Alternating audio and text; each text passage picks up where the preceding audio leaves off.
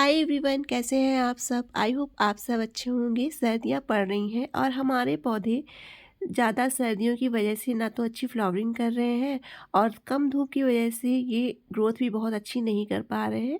लेकिन ये जो हाइब्रिड गुड़हल होता है, ये एक ऐसा पौधा होता है जो सर्दियों में भी अच्छे फूल देता है, लेकिन इसके फूलों का साइज काफ़ी बड़ा हो, ये ज़्यादा से ज़्यादा कलियां दें। और नर्सरी वाले इन्हें कौन सी खाद देते हैं जिससे ये कम से कम एक एक हथेली भर के जो इनके फूल निकलते हैं वो कैसे आप पा सकते हैं, उसके लिए मैं आपको एक नर्सरी का सीक्रेट फर्टिलाइज़र बताने वाली हूँ। वैसे तो मैं ज़्यादातर होममेड फर्टिलाइज़र ही यूज़ करती हूँ, चाहे वो लिक्विड बेस में हो या फिर कंपोस्ट में हो। मैं सारे घर पर ही बनाती हूँ, लेकिन मैंने अब की बार नर्सरी वालों से पूछा था कि आप अपने गुड़हल के पौधों में ऐसा कौन-सा फर्टिलाइज़र देते हैं जिससे हाइब्रिड गुड़हल के प्लांट में इतने बड़े-बड़े फूल आते हैं। तो उन्होंने बताया भी था मुझे, तो मैं भी आपके साथ वो वाला फर्टिलाइज़र शेयर करना चाहती हूँ।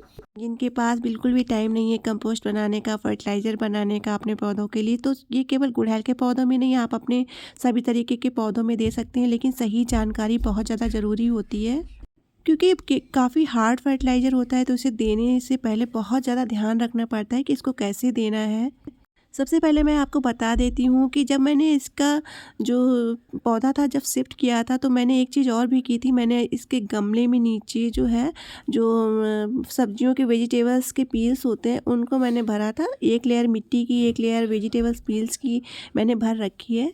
इस फर्टिलाइज़र को आप सीजनल प्लांट्स में ना ही दें तो ज़्यादा अच्छा रहेगा। अगर आप उनमें देना भी चाहते हैं तो आपको सही जानकारी होना ज़्यादा ज़रूरी है। उसके लिए भी मैं एक वीडियो बना दूँगी। ये जो फर्टिलाइज़र है आप अपने परमानेंट प्लांट्स में दे सकते हैं, जैसे गुड़हल है, चंपा है। लेकिन अभी जैसे कि सर्दियों में ये जो परमानेंट प्लांट्स हैं, इनके पत्ते झड़ गए होंगे, फ्लावरिंग बंद कर दिए होंगे। लेकिन गुड़हल एक ऐसा पौधा है, खासकर जो हाइब्रिड गुड़हल होता है, ये सर्दियों में भी फूल देता है। तो उसी के लिए मैंने ये फर्टिलाइज़र आज आपको बताने वाली हूँ। इसको देने का तरीका आपको बहुत अच्छे से पता होना चाहिए, तभी ये काम करेगा। और सीजनल प्लांट्स से मेरा मतलब है जो सीड से हम लोग ग्रो करते हैं, जो नर्सरी से छोटे-छोटे पॉली बैग में जो प्लांट्स लाते हैं, जैसे सर्दियों के पौधे हो गए, पिटूनिया हो गया, वर्बेना हो गया, डेंथस हो गया। इन सब पौधों में जो नाजुक पौधे होते हैं, उसमें इस फर्टिलाइज़र को थोड़ा ध्यान से ही आपको देना है, ज़्यादा जल्दबाजी नहीं करें। अगर आप देना चाहते हैं ज़्यादा से ज़्यादा फ्लावरिंग के लिए, वैसे इन प्लांट्स में भी दिया जाता है, लेकिन आपको पता कर लेना है कि कितनी क्वांटिटी में आपको देना है। अगर सही क्वांटिटी में आप अपने सीजनल प्लांट्स में भी इस फर्टिलाइज़र को यूज़ करेंगे तो बहुत जल्दी उसका भी रिजल्ट देखने को मिलता है। बहुत अच्छा फर्टिलाइज़र होता है, कम टाइम में अच्छी ग्रोथ होती है, बहुत ज़्यादा फ्लावरिंग होती है।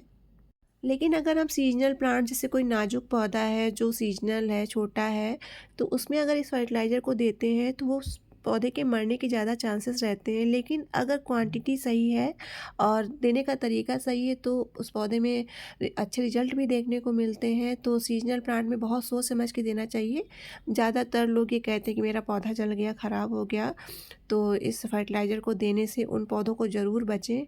और जो परमानेंट प्लांट्स होते हैं, जैसे कि खासकर गुड़हल, जो अभी सर्दियों में अगर उसके लिए फर्टिलाइज़र यूज़ करना है तो मैं बता देती हूँ। और सबसे पहले मैं कुछ टिप्स देना चाहती हूँ हाइब्रिड गुड़हल के लिए, कि जब भी इसमें ज़्यादा से ज़्यादा फ्लावरिंग आपको पानी है, तो जब भी आपका आपका जो फूल है पुराना हो जाए, आपको लगे कि अब ये टूटने वाला है, तो उसे हटा दीजिए, कट करके थोड़ा नीचे से उसकी ब्रांच कट कर दीजिए। वहीं से आप देखेंगे कि नई नई सी कलियां बनना शुरू हो गई हैं। सबसे पहला टिप्स यही है कि पुराने फूलों को आप किसी भी पौधे में हटाएंगे तो वो नई कली देगा, उसकी एनर्जी है, नई कलियां बनने में वेस्ट होगी, पुराने फूलों से हट जाएगी। तो सबसे पहला तरीका यही है ज़्यादा फूल पाने का। और जो परमानेंट प्लांट्स होते हैं, इन्हें काफ़ी अच्छी धूप की ज़रूरत होती है, तो इन्हें धूप अच्छी दें। और वाटरिंग की बात कर लें तो इन्हें जो है, जब इनकी सॉइल ड्राई हो जाए तभी वाटरिंग करें, और ज़्यादा ओवर वाटरिंग से भी जल्दी पौधे मरते नहीं हैं।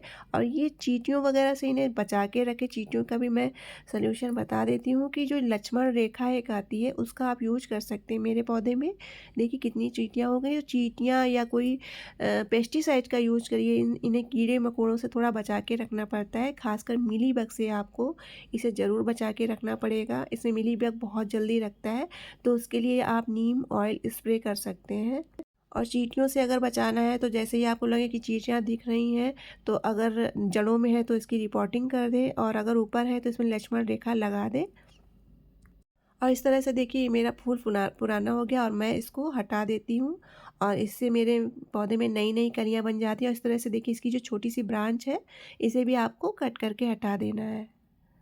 तो चींटियों और कीड़ों-मकोड़ों से हाइब्रिड गुड़हल को बहुत ज़्यादा बचाना पड़ता है, क्योंकि अगर इसमें एक बार कीड़ा लग गया तो पौधा बहुत जल्दी मर भी जाता है। और ओवर वाटरिंग से बिल्कुल बचें, गर्मियों में इसे अच्छा पानी दें और सर्दियों में थोड़ा इसकी गुड़ाई वगैरह करते रहें। और पानी तभी दें जब इसकी ऊपरी सॉइल बिल्कुल ड्राई हो जाए। चलिए फर्टिलाइज़र की बात कर लेते हैं कि नर्सरी वालों ने कौन-सा फर्टिलाइज़र दिया है, उसको कैसे देना है। और मैं वहीं से इसको लेके आई हूँ, ये है डीएपी, इसे एनपीके भी बोलते हैं। ये देखिए मैंने ज़्यादा से ज़्यादा 10-12 दाने लिए हैं, कुछ छोटे कुछ बड़े भी हैं। अगर बड़े दाने हैं तो छोटे थोड़े से बढ़ा लीजिए, 10-12 कर लीजिए, और सारे बड़े हैं तो इन्हें कम से कम 8 ही 9 क्वांटिटी में लीजिए। अब इसका यूज़ कैसे करना है वो भी मैं बता देती हूँ। काफ़ी हार्ड फर्टिलाइज़र होता है। आप देखिए इसका रिज़ल्ट तो आप देख ही रहे हैं, कितने बड़े-बड़े फूल बने हैं मेरे पौधे में। और मैंने इसे सारे प्लांट्स जो परमानेंट प्लांट्स हैं उसमें इसी तरीके से दिया है। तो सबसे पहले आपको 1 लीटर पानी लेना है, उसमें ये जितने भी 8, 9, 10 जो मैंने दाने बताए हैं उसमें इसको डाल देना है। अभी मैंने थोड़ा ही पानी इसमें लिया, इसमें मिलाऊँगी पानी को, तभी इसको देना है। और किस तरह से इसको घोलना है, किस तरह से पानी इसमें डालना है पौधे में, वो भी बता देती हूँ आपको। तो पानी में डीएपी के दाने डालकर थोड़ी देर के लिए आप ऐसे ही छोड़ दीजिए। 2-3 घंटों के बाद देखेंगे पानी में ये अच्छी तरह से घुल जाएँगे। अगर नहीं भी घुलते, थोड़े से हार्ड होते हैं, तो कोई घबराने की ज़रूरत नहीं है। अब इसमें पानी में पूरा 1 लीटर पानी आप और मिला लीजिए। इसको इसको एकदम से ऐसे ही डायरेक्ट मत डालिए, इसमें थोड़ा पानी मिलाना बहुत ज़्यादा ज़रूरी होता है। अब आपको देना कैसे है? आप किसी भी जिस भी पौधे में इसको देना चाहते हैं तो उसकी गुड़ाई कर लीजिए, तभी इसको दीजिए।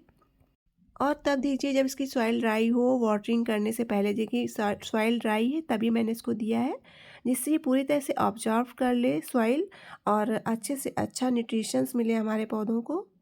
तो वाटरिंग करने से पहले इसे पानी में घोल के उसमें 1 लीटर पानी और मिलाकर अपने पौधों में दीजिए। फिर देखिए इसका कमाल, कितना जल्दी इसका असर होता है और आपके पौधों में कितनी ज़्यादा कलियां बनती हैं। और इसको मैं बता देती हूँ, इसको आप महीने में केवल 1 बार ही दीजिए, इससे ज़्यादा बिल्कुल भी ना दें, इससे आपका पौधा ख़राब हो सकता है। और क्वांटिटी का बहुत ज़्यादा ध्यान रखना पड़ता है। सीजनल प्लांट में कैसे देना है, जैसे छोटे छोटे पौधे, उनमें कैसे इस फर्टिलाइज़र को देना है, उसका भी वीडियो मैं बनाऊँगी। लेकिन परमानेंट प्लांट्स में आपको इसी तरह से देना है। एक और तरीका होता है कि आप ये देख लीजिए कि आपका गमला कितने इंच का है, उतने दाने आप गिनकर इसको दे सकते हैं। तो नर्सरी वाले इसी तरह से पानी में घोल घोल बनाकर अपने पौधों में देते हैं और नर्सरी में ज़्यादा से ज़्यादा फूल इसी तरह से पाए जाते हैं। तो वीडियो अच्छा लगा तो वीडियो को लाइक करें और चैनल पर नए हो तो सब्सक्राइब जरूर कर लें। Thanks for watching.